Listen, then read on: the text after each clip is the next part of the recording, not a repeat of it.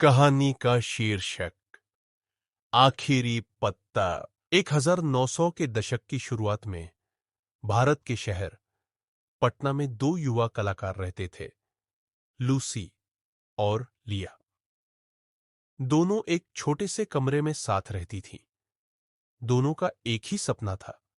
दोनों पेंटिंग की दुनिया में नाम कमाना चाहती थी और एक दूसरे की सबसे अच्छी दोस्त थी। लूसी अपने सपने को लेकर हमेशा परेशान रहती थी, बहुत सोचती थी। समय चलता गया, सर्दी का मौसम आ गया। इसी बीच लूसी को न्यूमोनिया हो गया। लिया उसको डॉक्टर के पास ले गई। डॉक्टर कृपया इसकी जांच करें। इसको सर्दी लग रही है, 2 दिनों से बहुत बीमार है, बहुत परेशान रहती है। अब उसकी हालत शारीरिक से ज्यादा मानसिक खराब है।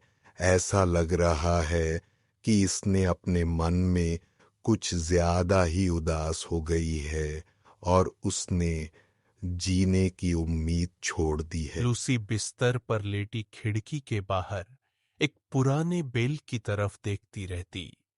वह हर दिन गिरते पत्तों को गिनती और कहती, जब आखिरी पत्ता गिरेगा मैं भी चली जाऊंगी। ये सुनकर लिया और परेशान हो गई।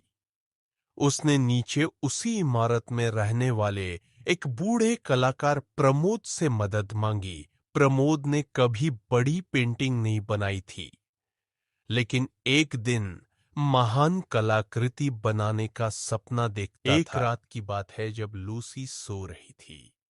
अचानक जोरों की बारिश और हवा चलने लगी। तभी आखिरी पत्ता भी गिरने को था। लूसी डरी हुई आज थी, आखिरी पत्ता भी गिर जाएगा और कल मैं चली जाऊंगी। लेकिन अगली सुबह लूसी खिड़की के बाहर देखी तो आखिरी पत्ता अभी गिरा नहीं था। पत्ता अब भी लटका हुआ था। वह चौंक गई। उसने धीरे से कहा, अगर वह पत्ता इतनी ठंडी बारिश और तूफान में भी नहीं गिरा, तो शायद मैं भी ऐसा लड़ सकती सोचकर वो हूँ। हिम्मत से रहने लगी और उसकी हालत सुधरने लगी।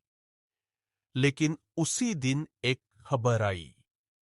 प्रमोद की ठंड और न्यूमोनिया से मृत्यु हो गई थी। यह सुनकर लूसी और लिया को बहुत बुरा लगा।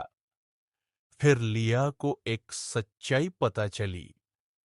उस रात जब पत्ता गिरने वाला था, प्रमोद बाहर गया और दीवार पर एक पत्ता पेंट कर दिया, ताकि लूसी को उम्मीद बनी कहानी रहे। से सीख, कभी कभी दूसरे के लिए किया गया छोटा सा बलिदान भी किसी की जान बचा सकती है।